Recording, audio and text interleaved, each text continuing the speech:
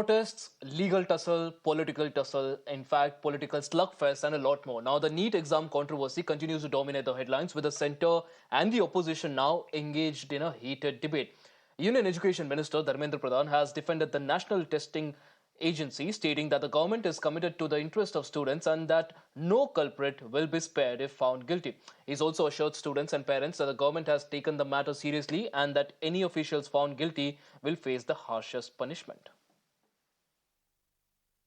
प्रारंभिक जानकारी ये तो आई थी, कुछ छात्रों को कम समय मिलने के कारण उनके वहाँ थोड़ा रोष थी, उनको कुछ वैकल्पिक ग्रेस मार्क की व्यवस्था दिया गया था, जिसको भी इस बीच में सरकार ने नामंजूर करके सुप्रीम कोर्ट की आदेश अनुसार 1563 बच्चों की पुनः परीक्षा की आदेश दे दिया है। दूसरा, 2 जगह पे कुछ गड़बड़ियों की भी ध्यान आई है। मैं छात्रों को और अभिभावकों को आश्वस्त करता हूँ, उसको भी सरकार बड़े गंभीरता के साथ लिया है। उसमें कोई भी बड़े अधिकारी हो, एनटीए की कितने भी बड़े दायित्वधारी हो, अगर वो उनमें गुनहगार पाए जाएंगे उनको भी छोड़ा नहीं जाएगा और एनटीए में बहुत सुधार की आवश्यकता है। This is the government now, of course, defending NTA and trying its best to allay concerns, but the opposition, led by the Congress, has demanded a Supreme Court-monitored probe into the matter, alleging rigging, paper leaks and corruption. Jairam Ramesh of the Congress, of course, questioned the integrity of the NTA and also how the NEET is designed and also administered.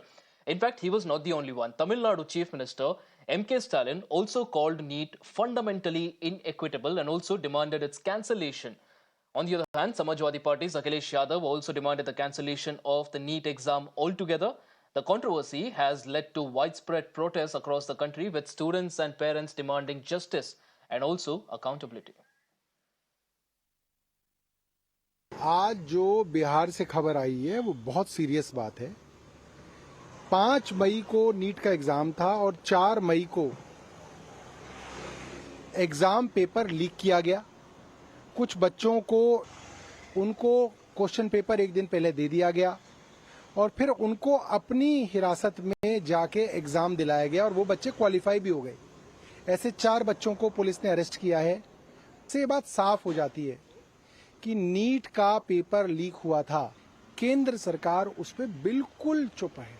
ना तो CBI inquiry की जा रही है, ना paper को दोबारा करने की बात की जा रही है। कहा जा रहा है कि बच्चों को जो है सीट एलोकेशन कर दी जाए।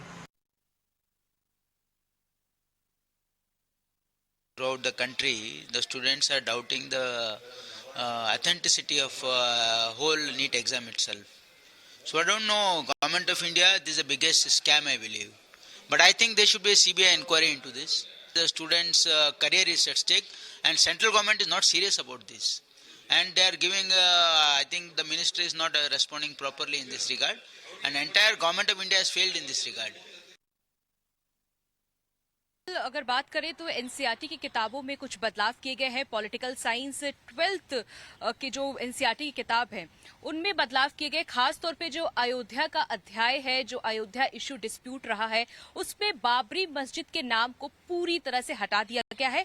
वहां पर 3 डोम स्ट्रक्चर का जिक्र किया गया। हमारे पास कुछ पुरानी और नई किताबों की तस्वीरें हम आपको दिखा देते हैं कि किस तरह से पहले अगर बात करें तो अयोध्या का जो जिक्र था, अयोध्या डिस्प्यूट और जो इश्यू का पूरा जिक्र था, करीब 4 पेज में उसे डिस्क्राइब किया गया था एनसीईआरटी की किताब में 12वीं कक्षा के पॉलिटिकल साइंस में। लेकिन अब इसे 2 पेज में कर दिया गया। अब आप ये देखिए, ये पुरानी किताब है जिसमें बाबरी मस्जिद का जिक्र किया गया है। Dispute had been going for many decades over the mosque known as Babri Masjid. देखिए, हर जगह यहाँ पर आपको बाबरी मस्जिद का जिक्र नजर आ रहा होगा। कुछ क्लिप्स भी आप देखिए पुरानी किताबों में, बाबरी मस्जिद डिमोलिश सेंटर सैक्स कल्याण गवर्नमेंट, ये पुरानी किताब है। लेकिन अब जो नई किताब आई है, अभी 2-4 दिन ही हुए हैं उस किताब में। अब देखिए यहाँ पर जो अयोध्या इशू है, पहले तो इसे काफी छोटा कर दिया गया है और अ 3 डोम structure was built at the site of Shri Ram's birthplace in 1528। आप देखिए कि अब ये 3 डोम स्ट्रक्चर के नाम से हर जगह यहाँ पर तस्वीरों में आपको नजर आ रहा होगा। तो ये कुछ बदलाव जो हैं वो इसमें किए गए हैं एनसीईआरटी की किताबों में।